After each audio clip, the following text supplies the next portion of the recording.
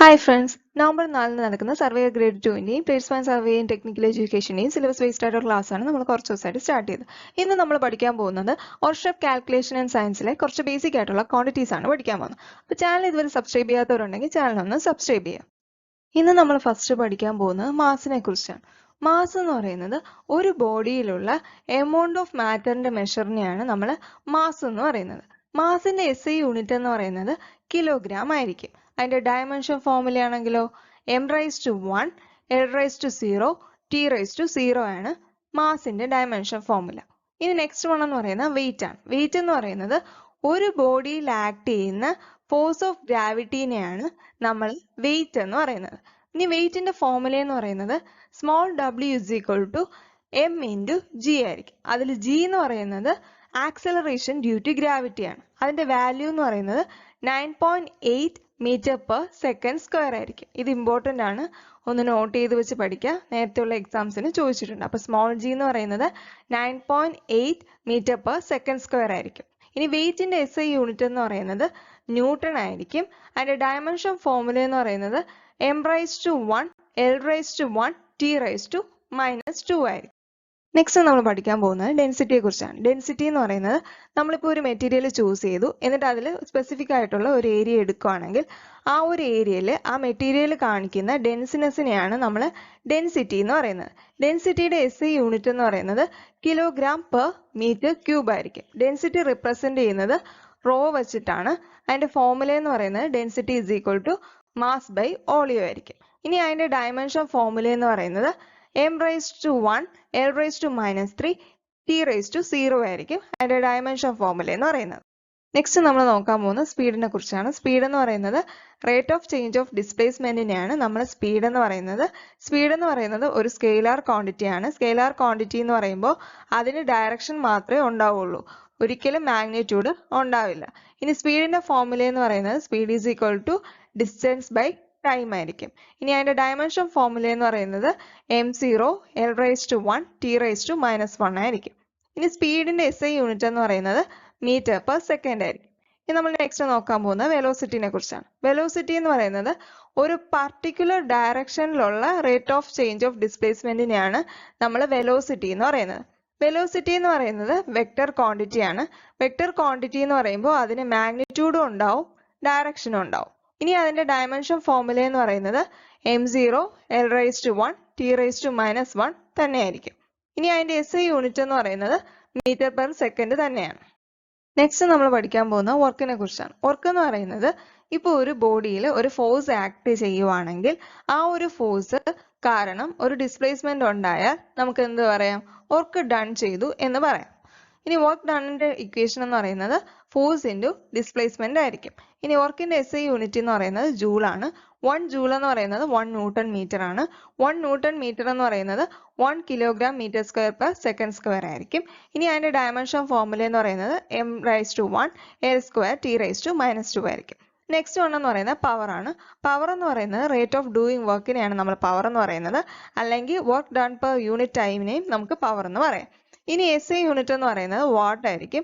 പവറിന്റെ ഫോർമുല എന്ന് പറയുന്നത് വർക്ക് ഡൺ ബൈ ടൈം ആയിരിക്കും. അതിന്റെ ഡയമെൻഷൻ ഫോർമുല എന്ന് പറയുന്നത് m⁻1 L² T⁻3 ആയിരിക്കും. നെക്സ്റ്റ് നമ്മൾ പഠിക്കാൻ പോകുന്നത് എനർജിയെ കുറിച്ചാണ്. എനർജി എന്ന് പറയുന്നത് വർക്ക് ചെയ്യാനുള്ള കപ്പാസിറ്റിനെയാണ് നമ്മൾ എനർജി എന്ന് പറയുന്നത്. അപ്പൊ കപ്പാസിറ്റി ഓഫ് ഡൂയിങ് വർക്ക് എന്ന് പറയുന്നത് എനർജിയാണ്.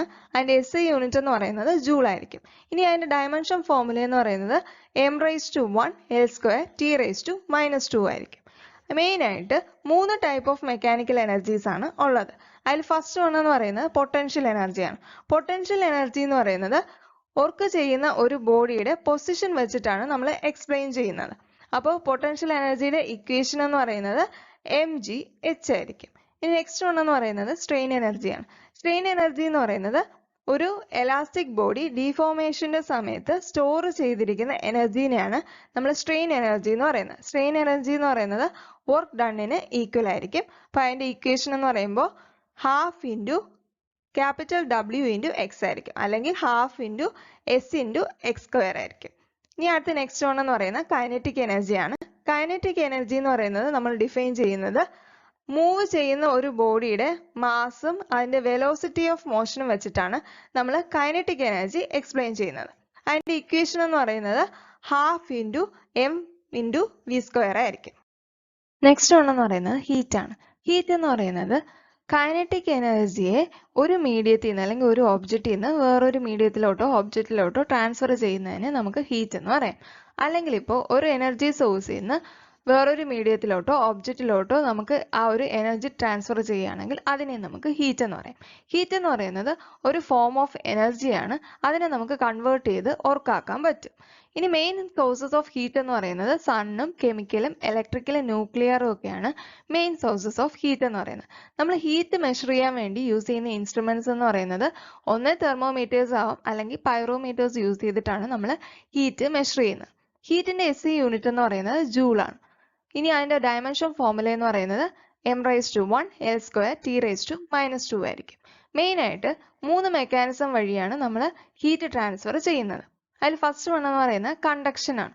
കണ്ടക്ഷൻ എന്ന് പറയുന്നത് ആറ്റംസ് അല്ലെങ്കിൽ മോളിക്യൂൾസിന്റെ ഡയറക്റ്റ് കോണ്ടാക്ട് വെച്ച് ഹീറ്റ് ട്രാൻസ്ഫർ ചെയ്യുകയാണെങ്കിൽ അതിനെ നമ്മൾ പറയുന്ന പേരാണ് കണ്ടക്ഷൻ എന്ന് പറയും. ഇനി നെക്സ്റ്റ് വൺ എന്ന് പറയുന്നത് കൺവെക്ഷൻ ആണ്. കൺവെക്ഷൻ എന്ന് പറയുന്നത് ഈ ഹീറ്റഡ് ആയിട്ടുള്ള സബ്സ്റ്റൻസിന്റെ മൂവ്മെന്റ് കാരണം ഫോം ചെയ്യുന്ന ഹീറ്റ് ട്രാൻസ്ഫറിനെയാണ് നമ്മൾ കൺവെക്ഷൻ എന്ന് പറയുന്നത്. ഈ നെക്സ്റ്റ് വൺ എന്ന് പറയുന്നത് റേഡിയേഷൻ ആണ്. റേഡിയേഷൻ എന്ന് പറയുന്നത് ഇലക്ട്രോ മാഗ്നറ്റിക് വേവ്സ് വഴി ഹീറ്റ് ട്രാൻസ്ഫർ ചെയ്യുവാണെങ്കിൽ അതിന് നമ്മൾ പറയുന്ന പേരാണ് റേഡിയേഷൻ. നെക്സ്റ്റ് നമ്മൾ പഠിക്കാൻ പോകുന്നത് ടെമ്പറേച്ചറിനെ കുറിച്ചാണ്. ടെമ്പറേച്ചർ എന്ന് പറയുന്നത് ഹോട്ട്നെസ് അല്ലെങ്കിൽ കോൾഡ്നെസിന്റെ മെഷറിനെയാണ് നമ്മൾ ടെമ്പറേച്ചർ എന്ന് പറയുന്നത്. ടെമ്പറേച്ചർ എന്ന് പറയുന്നത് ഹീറ്റ് എനർജിയുടെ ഡയറക്ഷനെ ഇൻഡിക്കേറ്റ് ചെയ്യുന്ന ഒരു ടേമിനെയാണ് നമ്മൾ ടെമ്പറേച്ചർ എന്ന് പറയുന്നത്. ഒരു ഒബ്ജക്റ്റിന്റെ ആവറേജ് കൈനറ്റിക് എനർജിയുടെ മെഷർ എന്നും നമുക്ക് ടെമ്പറേച്ചറിനെ പറയാം. ടെമ്പറേച്ചർ കൂടുംതോറും ഒരു പാർട്ടിക്കിളിന്റെ മോഷനും ഇൻക്രീസ് ചെയ്തുകൊണ്ടേയിരിക്കും.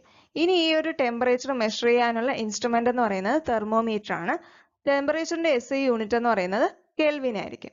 ഇനി സെൽഷ്യസിനെ ഫാരൻഹീറ്റിലേക്ക് കൺവേർട്ട് ചെയ്യാനുള്ള ഇക്വേഷൻ എന്ന് പറയുന്നത് TF = 9/5 TC + 32 ആയിരിക്കും.